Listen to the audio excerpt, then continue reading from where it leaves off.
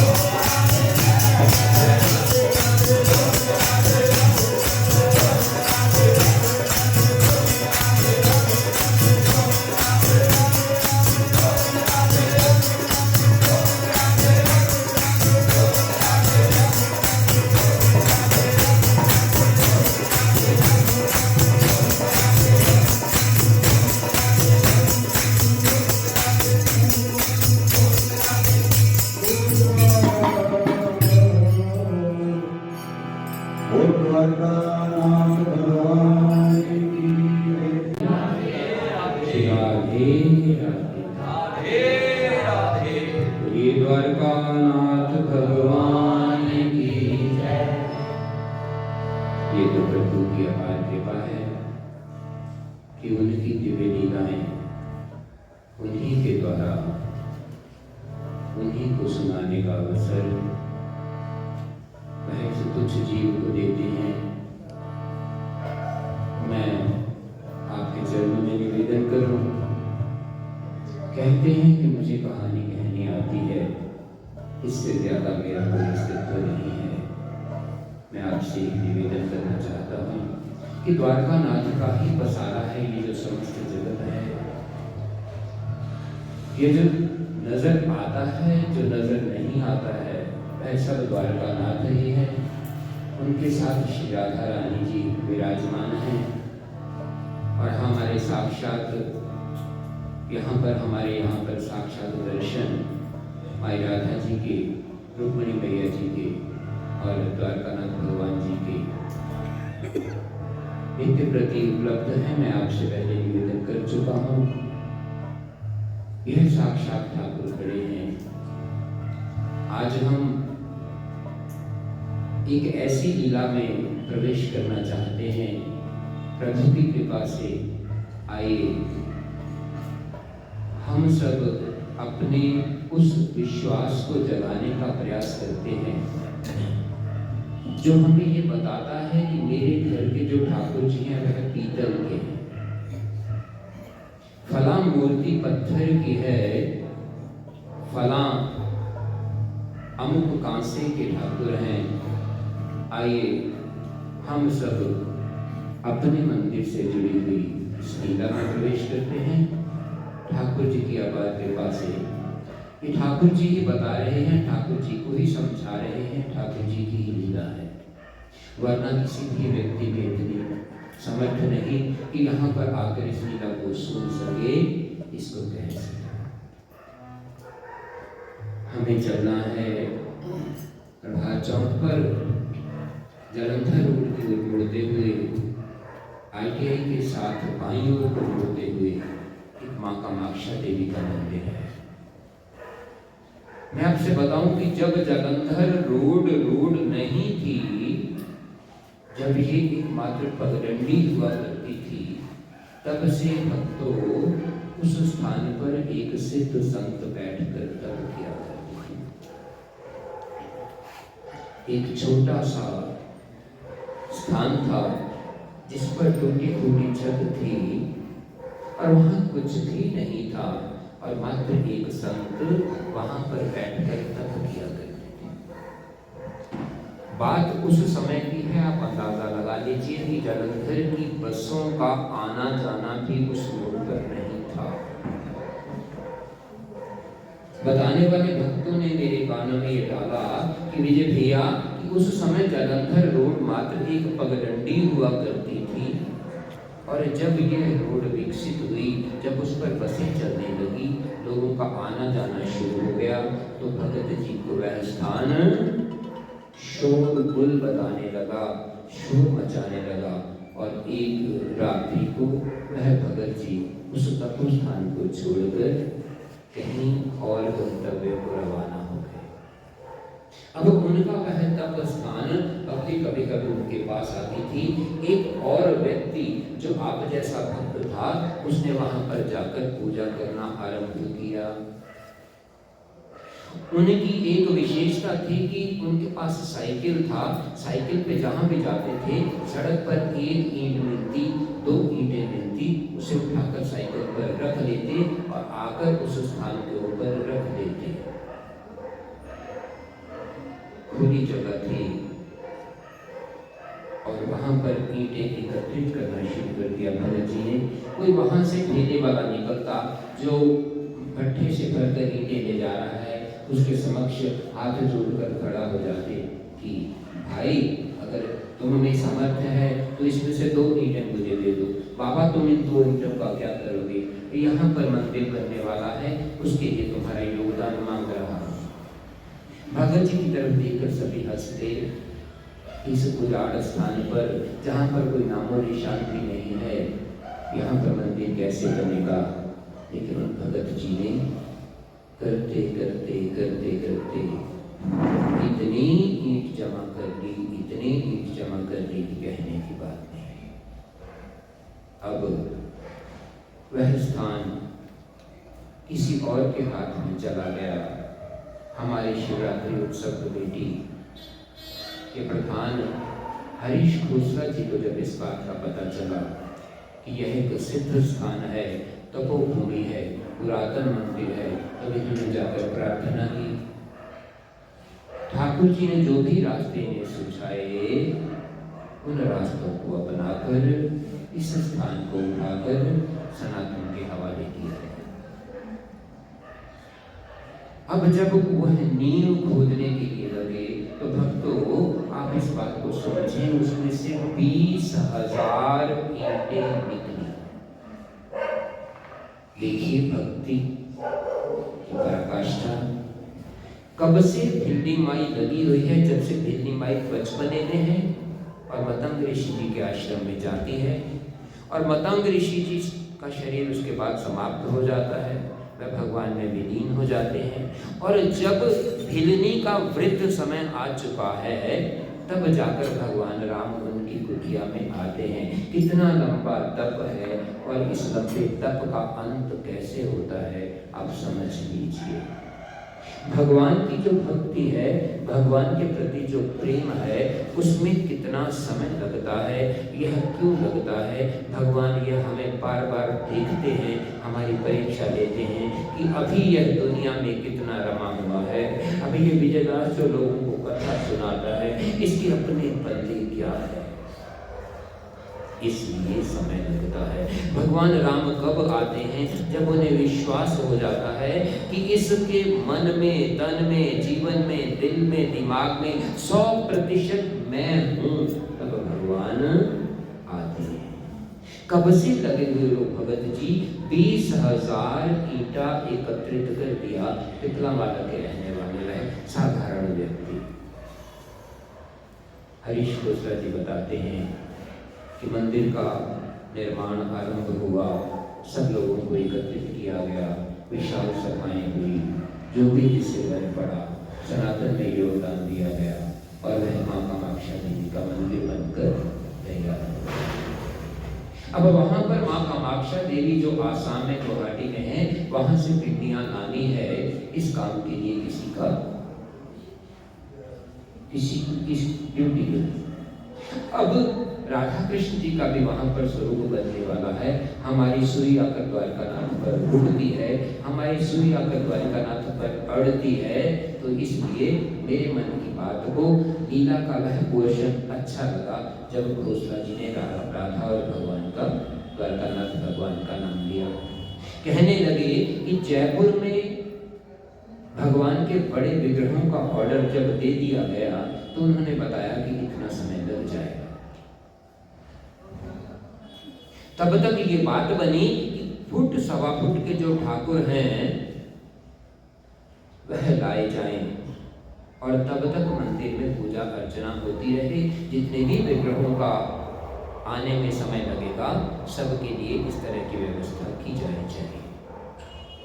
आपस में बैठकर सब भक्तों ने ये निवेदन किया कि राधा कृष्ण जी के जो छोटे स्वरूप हैं, जैसे हमारे मंदिर में भी द्वारकानाथ भगवान जी के नीचे राधा और कृष्ण के दो स्वरूप छोटे कद के हैं, उस तरह के कद के स्वरूपों के लिए लाने का प्रबंध किया जाने लगा।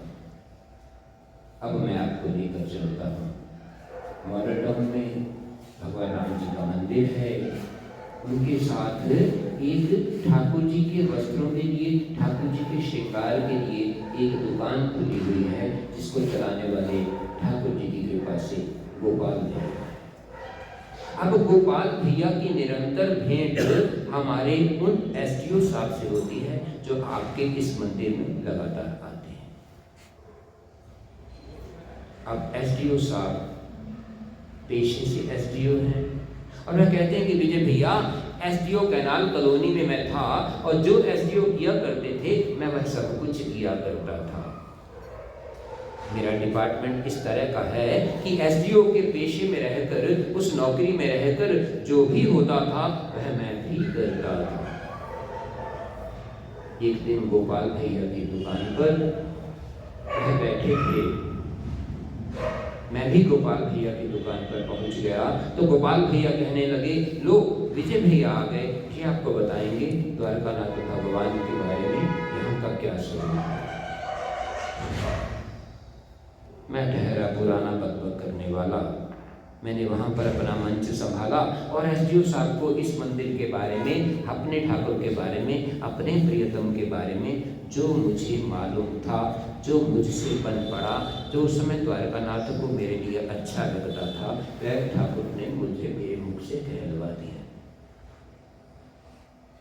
ठाकुर जी के मुख से एक बात निकली, यह सब औरों के साथ हुआ होगा, जब मेरे साथ होगा मैं तो तभी मानूंगा।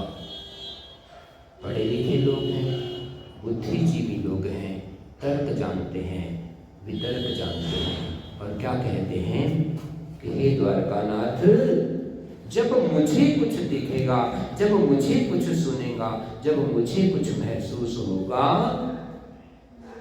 तो अवश्य मैं भी मानूंगा। अब द्वारकानाथ भगवान की लीला यहाँ से शुरू होती है। उनको कामाक्षा देवी के, जो कामाक्षा देवी माँ के मंदिर के जो प्रबंधक हैं, उनको श्री धाम वृंदावन से विग्रह लेकर आने हैं। दिल्ली से जैसे ही हम वृंदावन की ओर, श्री वृंदावन धाम की ओर मुड़ते हैं तो छठीकरा मोड़ है, उसके पार एक गांव है जहाँ पे पीतल के ठाकुरों की ढलाई से मैन्युफैक्चरिंग होती है, बनाए जाते हैं। ऐसा मैं अपने धूर्त और गलत शब्दों का प्रयोग करके आपसे कहता हूँ। वहाँ पे एक कारखाना है जहाँ पर इनकी बात हुई। गोपाल भैया कहने लगे, बात गोपाल भैया तक पहुँची, बात एसडीओ साहब तक पहुँची, ठाकुर की लीला चल रही है, ना ठाकुर साहब को मालूम है, ना गोपाल जी को मालूम है। तय हुआ एसडीओ साहब की कार जाएगी, एसडीओ साहब गाड़ी चलाएंगे और गोपाल भैया के परिचित हैं वह कारखाने वाले, और वहां से पीतल के वह 1.25 फुट के ठाकुर, 1.25 फुट के ठाकुर और राधा रानी वहां से कामाक्षा देवी मंदिर के लिए लाए जाएंगे। राधे राधे। जैसे ही बात बनती है, ये लोग श्री वृंदावन धाम के लिए रवाना होते हैं। बोलिए राधे राधे, राधे राधे, राधे राधे। कहीं पे भी कोई गलती हो जाए मैं क्षमा चाहता हूँ। एक और संत हैं, रामपुरा के रहने वाले, वह भी हरिद्वार में प्रवेश कर चुके हैं। 4 मंजिला उनका वहां पर आश्रम है। वह शुरू से लेकर अपने एक शालिग्राम जी की पूजा किया करते हैं। अब कुछ दिन से उनके मन में एक बात आ रही है कि इन शालिग्राम जी को मुझसे दूर चले जाना है। अरे भला जीवन भर जिसे शालिग्राम जी के साथ समय काटा हो, जिनको अपने हृदय से लगाया हो, जिनको उठ के सुबह नतमस्तक किया हो, उनकी वंदना की हो, जिनका नित्य प्रति पाठ किया हो, उनको कौन अपने से जुदा करता है। वह महान संत कितने दिनों से सोच रहे हैं, क्यों मुझे ऐसा लग रहा है कि शालिग्राम जी को मुझसे दूर चले जाना है। इस कहानी में एक और पात्र प्रवेश करते हैं। ब्रिज जनरेटर्स के मालिक, उन संतों के पास उनका आना जाना है और वह कुछ समय के लिए श्री हरिद्वार धाम में भी उन संतों से मिलने के लिए गए हुए हैं और वहां पर रह रहे हैं। नाम उनका शायद श्री सुरेंद्र ब्रिज है। ये अता पता नाम आपको विश्वास दिलाने के लिए नहीं है, यह इस बात को, सत्यता को सिद्ध करने के लिए है कि ये यहाँ पर मेरा प्रयास ये रहता है कि द्वारकानाथ भगवान की जो स्पष्ट साक्षात और सत्य लीलाएं हम तक पहुंची हैं, वह द्वारकानाथ स्वयं अपनी वाणी से अपने भक्तों को सुनाए। द्वारकानाथ की कृपा से, द्वारकानाथ की कहानी द्वारकानाथ ही द्वारकानाथ को सुनाते हैं, इससे आगे कुछ नहीं। इधर हरीश खोसला जी ने 2 प्रबंध किए हैं कि समय रहते रहते जो हमारा प्राण प्रतिष्ठा समारोह है, हमारे उद्घाटन से पहले पहले श्री वृंदावन धाम से हमें फुट सवा फुट के ठाकुर जी मिल जाएं और कहीं ना कहीं से हमें शालिग्राम भी मिलना चाहिए। जहां तक प्रबंध हो सकता था, खोसला जी कहने लगे हम सब दिशाओं में घूमे, हर जगह गए, श्री हरिद्वार धाम भी गए, वृंदावन धाम भी गए, जहां जहां देखे, क्या कहें, शालिग्राम जी पसंद नहीं आए। क्या बात है, प्रेम रस पावो रे। द्वारकानाथ, एक बहन हमारी यहाँ गाया करती हैं कि अगर तुझ जैसा और कोई मिलता तो अपना लिए होते। आज बहन जी यहाँ बैठे भी हुए हैं, क्यों तेरे लिए रोते। तो जब उसने ही आना है, जब अपनी जगह पे वह किसी और को नहीं आने देते, तो कोई भी शालिग्राम, हरीश खोसला जी कहते हैं, प्रधान जी कहते हैं कि हमारे मन को भा नहीं रहा था। अब किसी ने किसी से कुछ नहीं कहा। द्वारकानाथ भगवान 2 लीलाएं इकट्ठी कर रहे हैं। पहली लीला में गोपाल जी गाड़ी में बैठे हैं, एसडीओ साहब जो आपके यहाँ पर लगातार आते हैं वह गाड़ी चला रहे हैं, और भगतजन बैठे हैं, श्री वृंदावन धाम के लिए गए हैं, मस्तक नवाना है श्री वृंदावन धाम में, लेकिन उससे पहले वह छठी करा की ओर मुड़ जाते हैं उस कारखाने की ओर। लीलाओं में, गहन लीलाओं में प्रवेश करने का समय है। राधा जी की आज्ञा के बिना फिर कहीं ना कहीं त्रुटि हो जाएगी। आइए, प्रेम रस पावो रे। प्रवेश किसी अक्षर से होता है, प्रवेश किसी महामंत्र से होता है। राधे राधे गाओ रे, रस पावो रे, राधे राधे गाओ रे, रस पावो रे, राधे राधे गाओ रे, राधे राधे राधे राधे राधे राधे राधे राधे राधे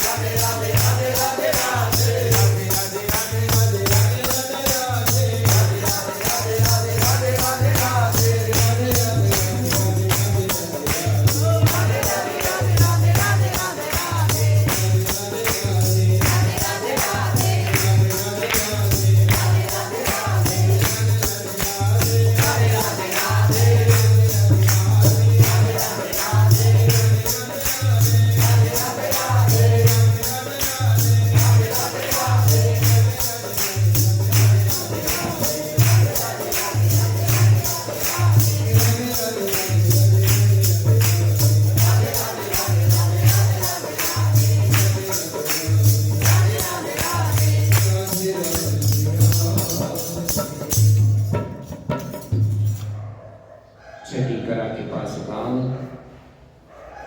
सब भगतजन उतरते हैं, श्री राधा जी का विग्रह मिल जाता है। वह दुकानदार कहता है कि इसके साथ एक सांवले रंग के ठाकुर भी हैं और एक गौर वर्ण के ठाकुर भी हैं, बोलो कौन से ले जाओगे। गोपाल भैया कहते हैं कि मैंने कहा गौर वर्ण के ठाकुर ज्यादा सुंदर हैं, राधा रानी के साथ इनकी जोड़ी बनती है, हमें गौर वर्ण के ठाकुर लेकर जाना है। और भी मंदिर के लिए जो पिंडियां लेनी थी, जो और सामान लेना था, वह सब उस दुकानदार ने लिया और पूछा कैसे ले जाओगे। सुमति कुमति सबके गुर। जब बुरा वक्त आना है तो कुछ ना कुछ कहा जाता है। वेद पुराण निगम जहाँ सुमति तहाँ संपत्ति नाना, जहाँ कुमति तहाँ विपत्ति आने वाली है। निदान मंगल भवन अमंगल द्रवं सुदर्शन अजिर विहार। गौरवर्ण के ठाकुर, गौरवर्ण की राधा और सब विग्रहों को मिलाकर एक जूट की बोरी में बंद कर दिया जाता है और सिलाई कर दी जाती है ऊपर से रस्सी से, और कार की डिक्की में उन्हें डाल दिया जाता है। सफर छठी तरह से चलता है श्री वृंदावन धाम की ओर। जैसे जैसे वृंदावन धाम की ओर गाड़ी बढ़ती है, गोपाल भैया का दाहिना हाथ धड़कने लगता है, दाहिने पांव में शक्ति कम होने लगती है। कहते हैं कि भैया मुझे कुछ हो रहा है। क्या हो रहा है? मेरे दाहिने अंगों की शक्ति क्षीण होने लगी है। इनको यहीं पर छोड़ते हैं। सुरेंद्र वृविज जी अब जाने को तैयार हैं। हरिद्वार आश्रम से रवानगी होने को है और बाबा कहते हैं कि क्यों सुरेंद्र इतनी जल्दी क्यों जा रहे हो? 2-4 दिन रुक जाते। कहने लगे कि बाबा मुझे कुछ महसूस हो रहा है कि होशियारपुर में मेरी जरूरत है। बाबा कहने लगे ठीक है तो प्रस्थान करो। गाड़ी में बैठ जाते हैं, गाड़ी स्टार्ट करते हैं। पीछे से बाबा आवाज देते हैं, ठहरो सुरेंद्र, ठहरो मित साहब, कुछ रह गया। क्या रह गया? बाबा अभी आपको जड़वंदना करके गया हूं। सुरेंद्र रुको, कुछ लगता है मुझे कुछ देना है। आपके शहर में मेरे पुराने पूजित शालिग्राम जी की जरूरत है, ऐसा मुझे कहीं ना कहीं से एहसास हो रहा है। हमें जो फोन आया करते हैं उन फोन में मुझे इस बात का एहसास हो रहा है। मेरी टेलीपैथी कहती है किसको ले जाऊंगा, किसको बताऊंगा? कहीं नहीं ले जाओगे, किसको नहीं बताओगे। यह शालिग्राम यहाँ से ले जाओ और इनको अपने घर पे रखना। जिसको जरूरत होगी वह स्वयं तुमसे कांटेक्ट कर लेगा। क्या चाहते हैं हम? कितना बड़ा सबूत दे द्वारकानाथ। उधर गोपाल भैया का दाहिने अंग करीब करीब अपनी शक्ति छोड़ चुके हैं और एसडीओ साहब कहते हैं अभी तक किसी को कुछ समझ में नहीं आ रहा कि चलो डॉक्टर के पास चलते हैं। नहीं, मेरा डॉक्टर श्री धाम में है, मुझे वृंदावन धाम लेकर चलो, मुझे द्वारकानाथ के आगे जाना है, मुझे बांके बिहारी से बात करना है। मैं उन्हीं से पूछूंगा कि तेरे धाम में आकर अगर मैं अपंग हो जाता हूँ, अगर मैं अपाहिज हो जाता हूँ, अगर मुझे पैरालिसिस हो जाता है तो तेरा नाम बदनाम होगा। इसी तरह घिसटते घिसटते उन अंगों को साथ लेकर श्री द्वारकानाथ के सामने, बांके बिहारी के सामने गोपाल जी प्रस्तुत हो जाते हैं। और पंडित जी जो पुजारी जी हैं, जो गोसाई जी, मैं पहले कहता हूँ ये लोग आम इंसान नहीं हुआ करते। मेरे भाइयों, मेरे भक्तों, मेरे भाइयों और बहनों, बात को समझो। जिनको ठाकुर सेलेक्ट करता है अपनी पूजा के लिए, वह व्यक्ति नहीं है, वह देव स्वरूप होते हैं। कहते हैं कि गोपाल ये तेरी क्या हालत है, क्यों ऐसा बना हुआ है? कहने लगे कि महाराज मेरे दाहिने अंगों में से शक्ति क्षीण हो चुकी है। कहां गोसाई जी, कहां गाड़ी, कहां बोरे में बंद ठाकुर और राधा रानी? और क्या कहते हैं, अरे मूर्ख, तू कहीं बोरे में बंद करके राधा कृष्ण को तो नहीं काल की टिक्की में डाल दिया है? प्रेम से बोलो राधे राधे। मैंने ओम जी से कहा था मुझे कथा के लिए या तो बंद करवा दो या मुझे पर्याप्त समय दिया करो, मैं अपराधी हो जाता हूँ हनुमान जी का।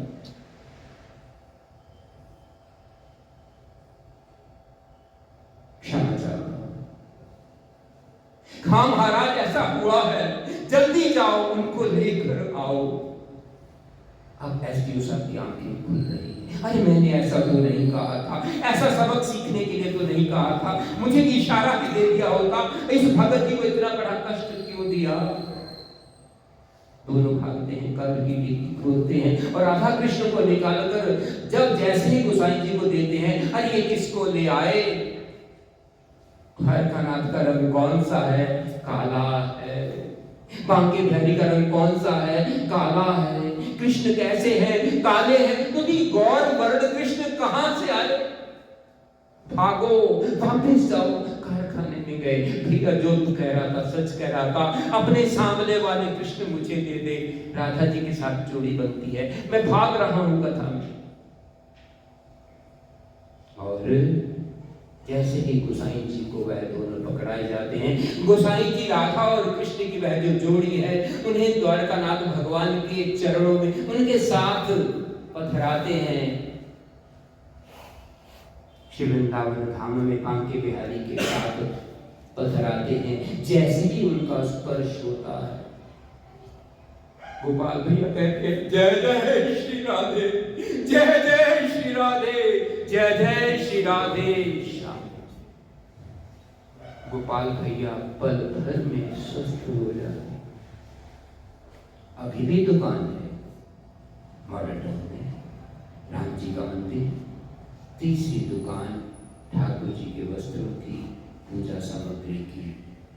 अब इधर एक और व्यक्ति है जो भक्त बन चुका है, जो एसडीओ के पेशे में एसडीओ जैसे सब काम करता था।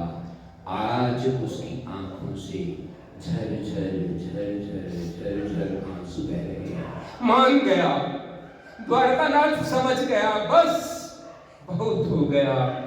और उसके बाद वह आकर यहाँ पर ठाकुर की दहलीज पर अपनी बात रखते और भक्ति मांगते हैं। ठाकुर प्रसन्न होते हैं और ये एसडीओ साहब रोडा साहब के साथ अक्सर यहाँ पर मंदिर में आते हैं। और वैसे एसडीओ साहब ये वही हैं जिनकी पत्नी का देहांत अभी हाल में हुआ है और इसी 2-4 दिन पहले मंदिर में उनकी किसी की पगड़ी थी। बहुत ही भक्त परिवार है। तो ऐसे उधर सुरेंद्र विज जी के घर में शालिग्राम जी आ गए हैं और इधर हरीश खोसला जी सुरेंद्र विज जी को फोन करते हैं, विज साहब क्या करें, बहुत ढूंढ रहे हैं लेकिन मन पसंद शालिग्राम जी नहीं मिल रहे। कहने लगे महाराज कहाँ हो? यहाँ हो तो यहीं आओ, मेरे निवास स्थान पर आओ, मुझे जरूरी बात करनी है। अकेले मत आना, अकेले मत आना, पुजारी जी को साथ लाना, फूल लाना और एक भगवान का आसन भी साथ में लेके आना। कहने लगे क्या बात है? विज साहब कहते हैं कि बताता हूँ क्या बात है। जल्दी से भाग रहा हूँ कथा में। उनके घर पर पहुँचते हैं और वहाँ जाकर कहते हैं कि रामपुर वाले संत, उनकी आंखें खुली रह जाती हैं सबकी कि उनके चिर पूजित यह शालिग्राम जी उन्होंने आपके लिए भेजे हैं, उन्हें मस्तक पर लगाते हैं। और वही शालिग्राम जी अब इस समय कामाक्षा देवी के मंदिर में विराजमान है।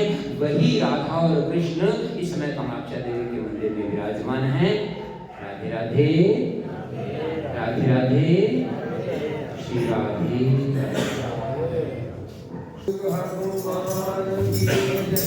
जय सिया राम, जय जय सिया राम, जय सिया राम, जय जय सिया राम, जय सिया राम, जय जय सिया राम, जय सिया राम, जय जय सिया राम, जय सिया राम, जय जय सिया राम, जय सिया राम, जय जय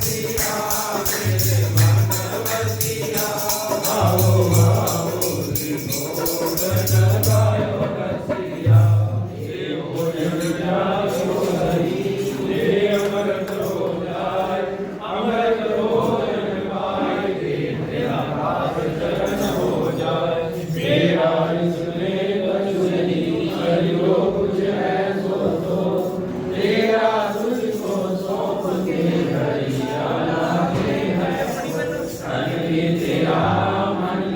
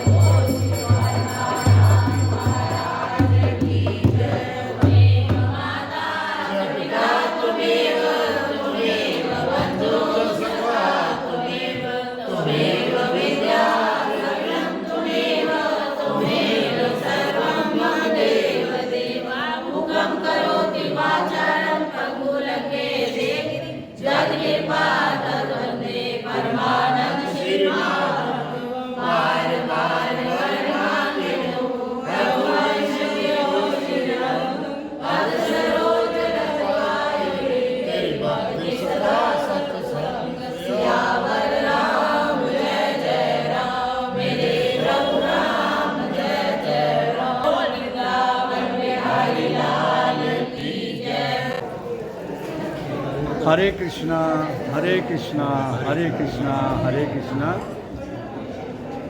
आज के कथा प्रसंग में हमारे रिस्पेक्टेड विजय कुमार जी ने बहुत ही सुंदर भावपूर्ण कथा कही है।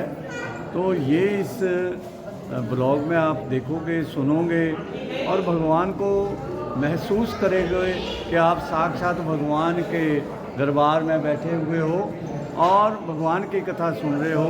तो ये कथा भक्त और भगवान के शीर्षक से, टाइटल से हमने शुरू की है। हमने नहीं करवाई तो ठाकर जी ने है। तो ये कथा सुनिए और हरे कृष्णा लिखिए, राधे राधे लिखिए, जय गोपाल लिखिए, जय गोविंद लिखिए और इस चैनल को सब्सक्राइब करिए कि ज़्यादा से ज़्यादा लोगों के पास ये कथा पहुँचे और लाइक ज़रूर करो। इस कथा को सुनने के लिए आप सबका बहुत बहुत धन्यवाद जो पूरी दुनिया में इस कथा को आप सुन रहे हो। Thank you everyone. Hare Krishna Hare Krishna Krishna Krishna Hare Hare.